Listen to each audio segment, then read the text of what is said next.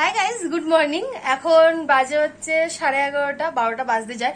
আমি এখন বেরোচ্ছি। এবার কোথায় যাচ্ছি না যাচ্ছি আমি তোমাদেরকে পরে বলবো এসে। আর আপাতত এখন আমি কিছু করছি না, আমার এখন যেতে হবে সাইবার ক্যাফে। অনেক কিছু ডকুমেন্ট আমাকে বের করতে হবে। আর দেখি কি করি না করি, যতটা পারবো তোমাদের সঙ্গে আমি শেয়ার করব আজকের দিনটা। তো দেখা যাক কি করি, ওদিক থেকে দেখো বোন উকি মারছে, আয় ওদিক থেকে উকি মারছে, মেরে মেরে দেখে দেখে চলে যাচ্ছে।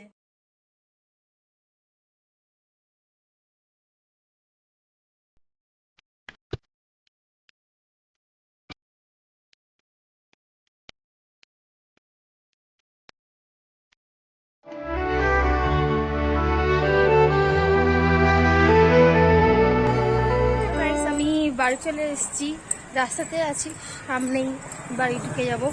তো চলো বাড়ি যাই, তারপর আমি কথা বলছি তোমাদের সঙ্গে। বাড়ি চলে এসেছি, আমি ফ্রেশ হয়ে গেছি। এত গরম লাগছিল বাইরে আজকে, এত রোদ আর পারা যাচ্ছিল না। আমি এসেছি, গা ধুয়ে নিয়েছি, ফ্রেশ হয়ে গেছি। আর আমার তো খিদে পেয়েছে, সকালবেলা তাড়াতাড়ি চলে গেছিলাম, ঠিকঠাকভাবে খাওয়া হয়নি।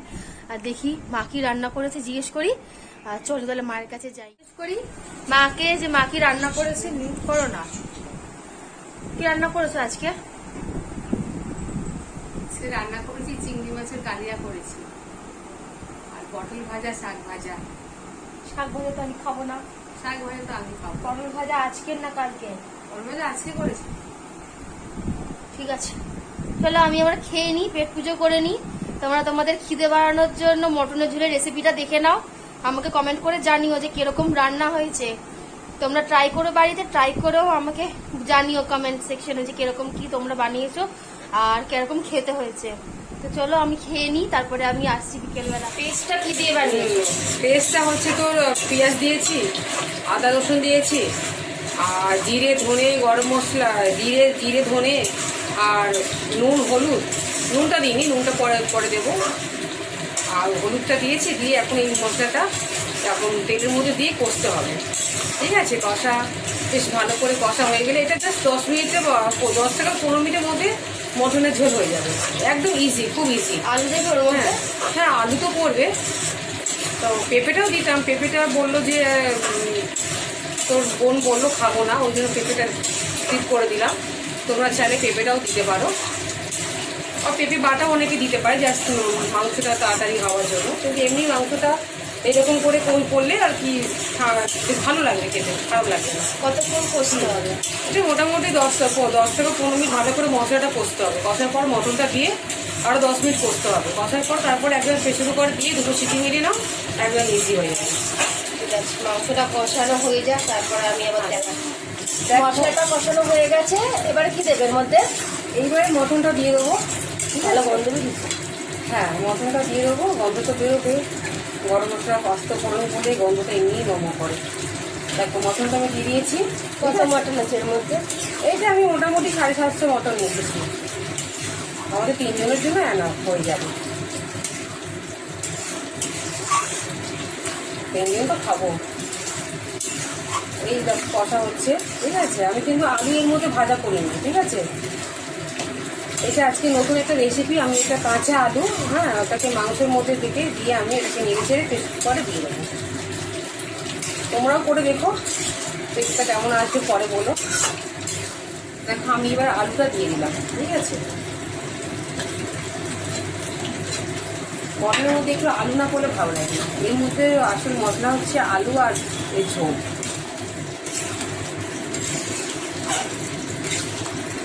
এইভাবে 10 মিনিট করে নাড়াচাড়া করে নেবো। নাড়াচাড়া করার পরে মোটামুটি আমি প্রেসার কুকারে দিয়ে 10 মিনিট সিটি মারে আমি রেখে দেবো।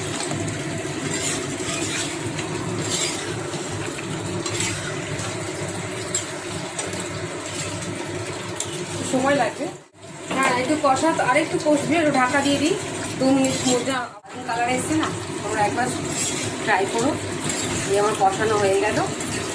এবার প্রেসার কুকারে দিয়ে আমি জাস্ট 2 কি 3টে সিটি মেরে নেব, ব্যাস আমার রান্না কমপ্লিট হয়ে যাবে। একটু কালারটা একদম সিম্পল মটনের ঝোল, আর কিছু না।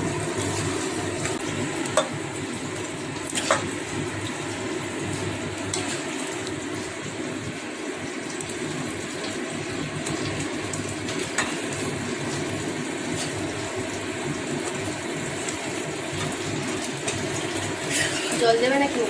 হ্যাঁ, জল না দিলে ঝোলটা হবে কি করে? মটনের ঝোলটা নামটা দিয়েছি কি এমনি দেখতেই পাচ্ছ, এটা হচ্ছে ফাইনাল আউটকাম।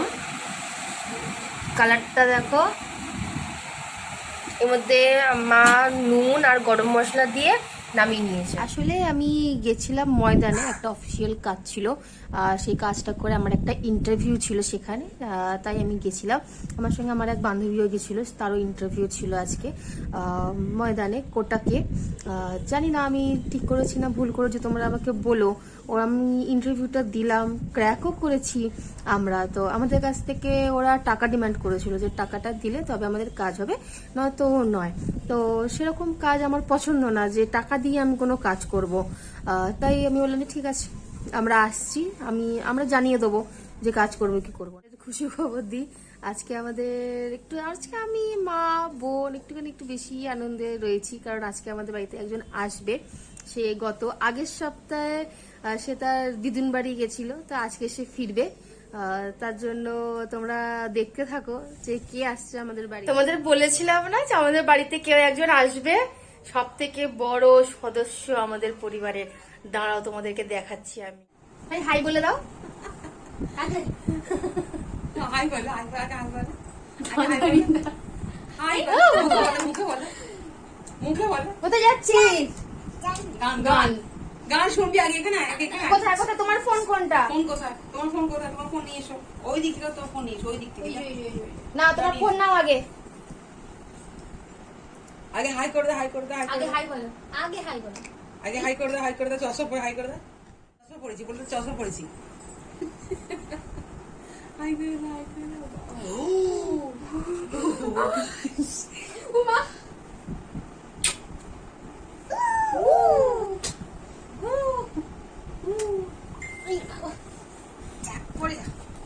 ভাই, এটা কার মম?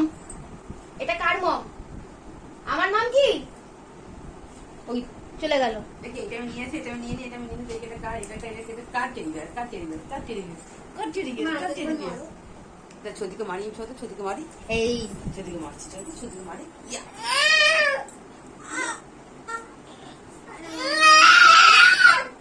আমি ছদিকে মারো, ছদিকে মারো। ভাই, আমি মমকে মারবো ভাই? এটা কি আমি নেবো ভাই? আমি নিয়ে নিয়ে। তো গাইস, ভিডিওটাকে এখানেই এন্ড করছি। যদি কিছু ভালো লেগে থাকে তো প্লিজ লাইক, শেয়ার, সাবস্ক্রাইব করে দেবে। আর অবশ্যই নিচে কমেন্ট করে জানাবে যে তোমাদের এই আজকের ভিডিওটা কেমন লাগলো। বাই।